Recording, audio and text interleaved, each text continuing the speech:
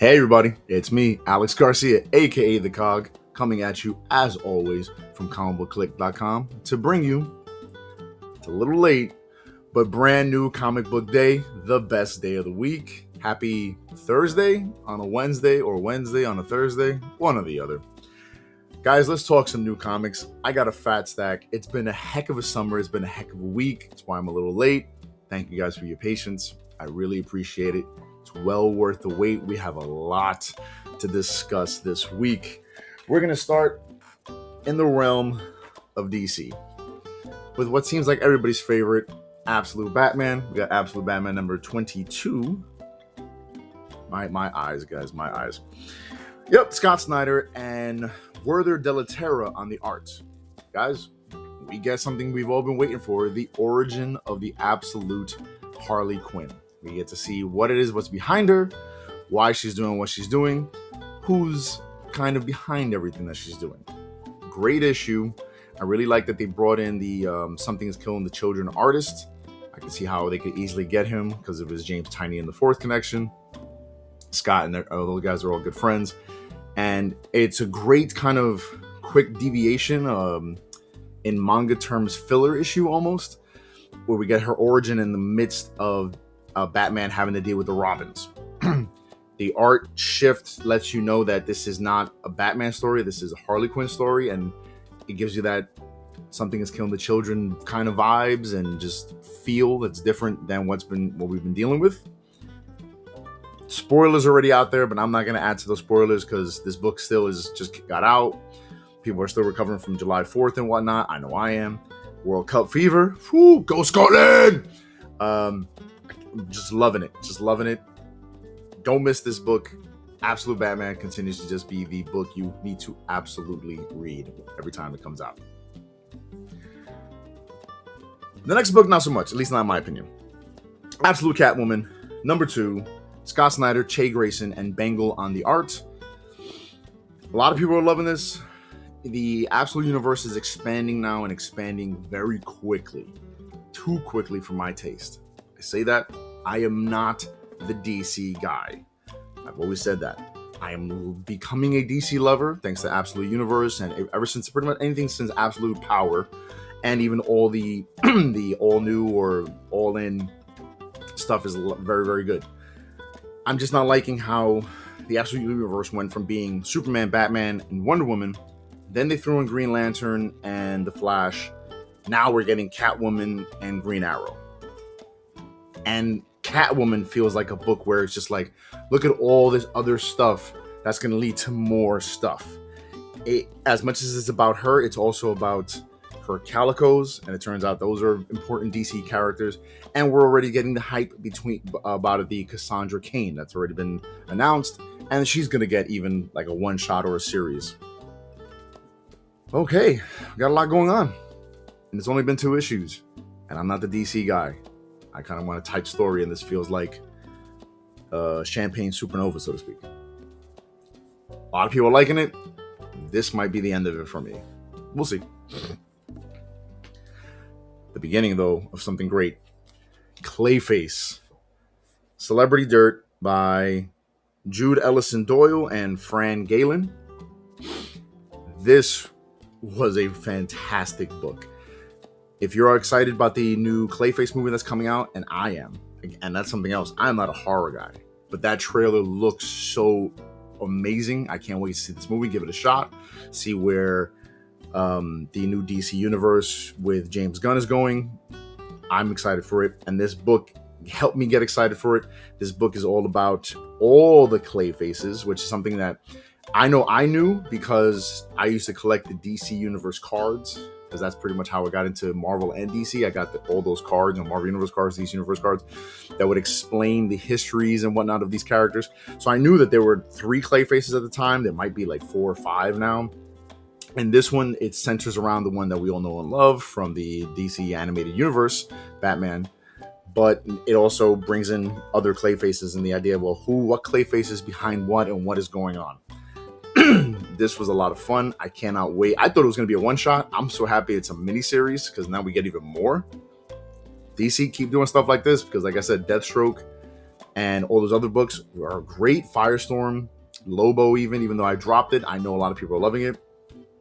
DC's cooking. Let them cook. Speaking of cooking, not even just in their own regular universe, we got that Elseworlds, Supergirl Survive, which is crazy. And Bleeding Hearts over in Vertigo continues to do its thing, right? Dennis Camp, shocker, and Stephen Morian on the art. Great book, guys. This book, every issue just hits on the head. Just like the title says, Bleeding Hearts, right? The main character, Poke, his heart just continues to bloom. Lots of stuff come out in this issue. A zombie finds out about his heart, and he has to make a choice, and he makes a choice. Everything going on with the girl, the rabbit, and her mom, things come to a head with that. If you thought you were tired of zombie apocalypse books, because I know I was, this one makes me want, Bleeding Hearts series already. It's great stuff. Don't miss it. You could probably still find the back issues, and I think most of them are already in second print, so it should be easy to find. Give it a shot. Vertigo's back, baby. Let's head over to Marvel. Big stack of Marvel, guys. And we're going to start it with a book I was not expecting to like as much as I did. Jeff the Landshark Superstar, Kelly Thompson, and I'm going to do the best I can. Toki Tokoro on the art. Jeff the Landshark has been like one of the hottest characters in the last couple of years because ever since it first appeared in, I believe, West Coast Avengers, Kelly Thompson introduced this little guy. He's in the Marvel Rivals game. He's got a bunch of miniseries and one-shot stuff come out. I bought, I think, one-shot in the past, mostly because of the gorgeous art germ cover on it. I said, let me give this a shot because we're going to be blessed to have Kelly Thompson on the show in the coming weeks. So I said, let me give this a shot. I really, really liked it. And I thought I wasn't. And then I even told myself I'm not going to like this.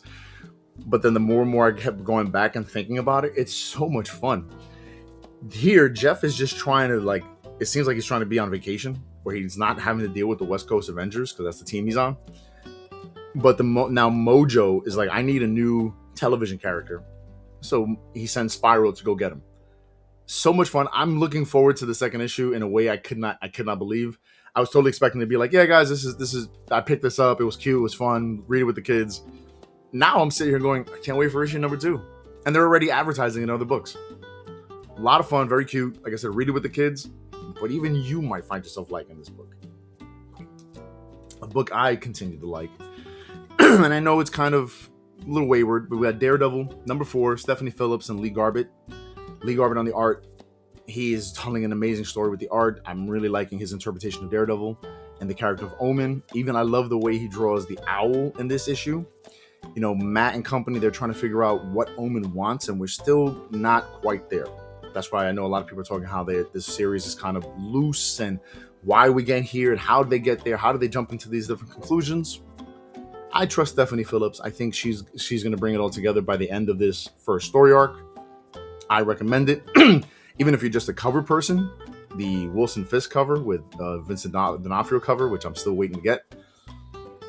Amazing. So check out this series. Check out Daredevil. I'm really digging it. Good job, Steph. And Lee.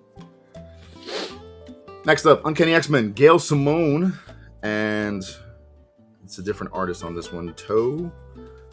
Jim Toe and David Baldion on the art. Part 2 of Mars Needs Mutants. We get a better understanding of why these crazy aliens are here. I really hope it leads to more interesting, that kind of lost since the Krakoa era characters come around, because they're there to deal with an alien threat. I don't want to spoil it because it's a big reveal at the end. But Gail's having a lot of fun with these characters. I love seeing her write M and Quicksilver and Banshee. She's having a lot of fun playing in the X-Men universe, bringing about all these characters who kind of got forgotten, lost in the shuffle the last bunch of years. I'm enjoying this. I know a lot of people are looking for reasons to jump off the X-Men. There's already talks of another reboot. I really hope it doesn't happen, or if it does happen, it's a soft reboot. We'll see. But Gail, you're still killing it. I love this cover. Staying with the X-Men, but a different X-Men. X-Men number 2, X-Men 97 season 2 number 2. This is written by, I believe, Stephen Fox. Really should be wearing my glasses, but I refuse to do it in the videos. Stephen Fox and Salva Espin on the art. Again, this is the prequel series to the season 2.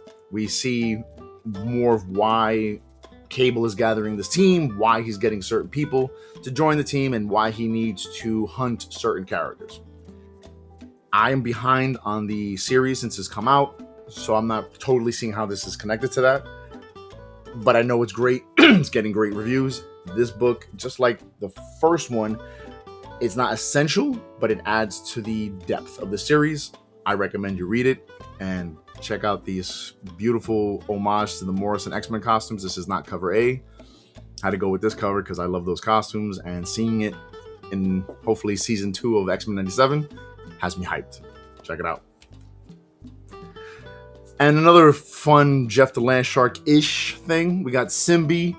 It's Symbie #1 by my buddy Jacob Shabbat and Rochelle Rosenberg. Jacob does the writing and the art on this. Rochelle does, I believe, the inking or the coloring. Yeah, she does the coloring on this.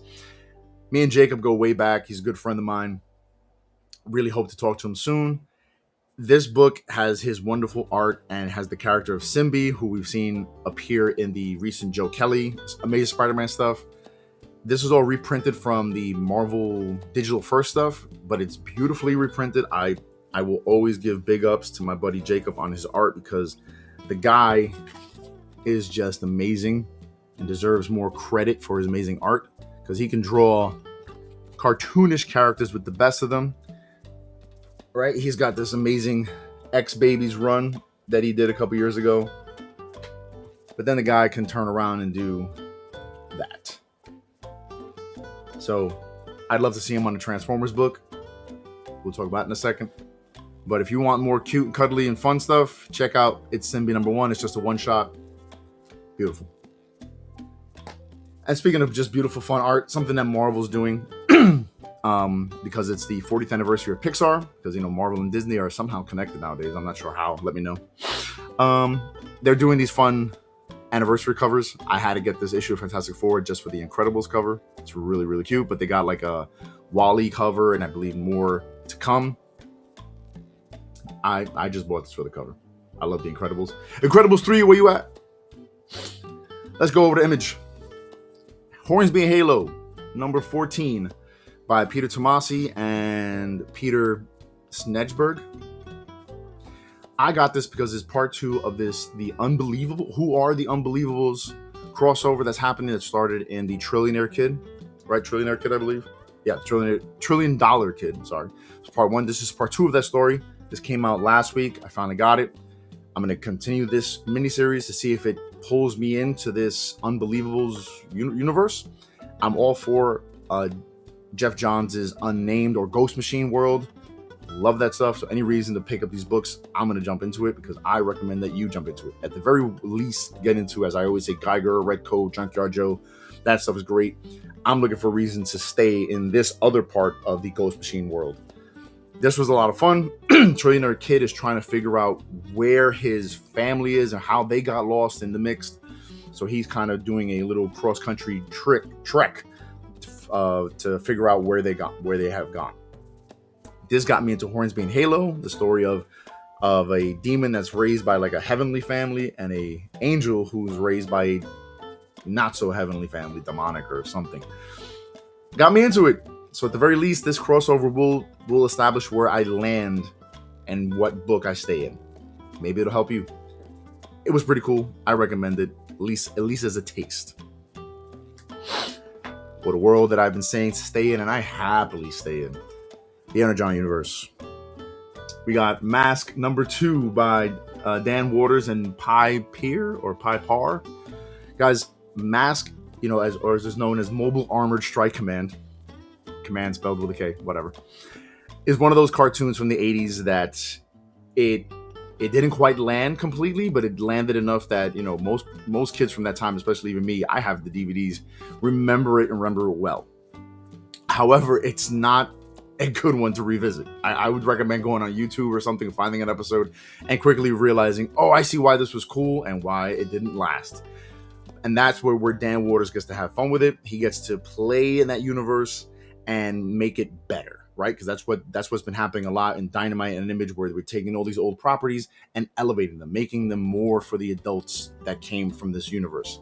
And M.A.S.K is no exceptions to that.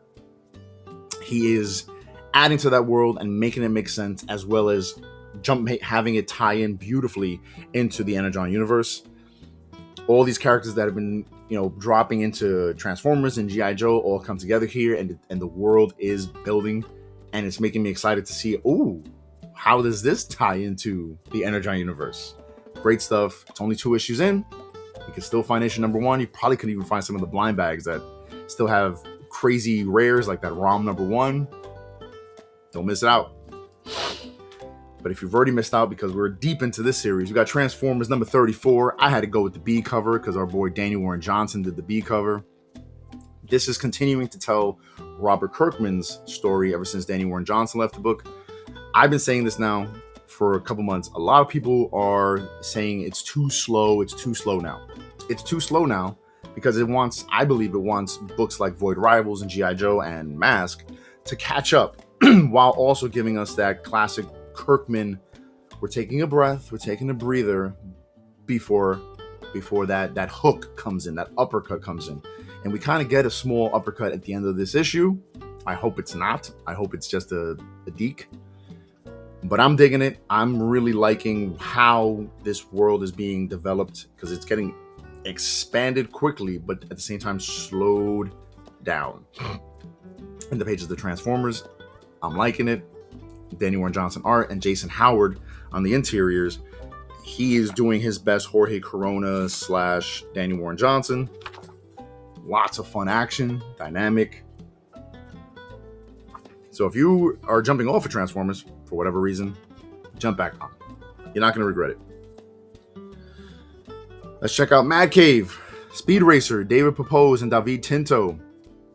They continue to tell great stories. Had the privilege of talking to Mark Russell, who's doing the Racer X stuff, and that Racer X stuff helps better understand what's happening even in this issue. And Speed Racer is already doing stuff that Dominic Toretto and the rest of the Fast and the Furious gang wish they could do. He has to outrun a volcano. Enough said. Don't miss this issue. It's still dealing with the ramifications also of the gas that Speed inhaled in the last issue.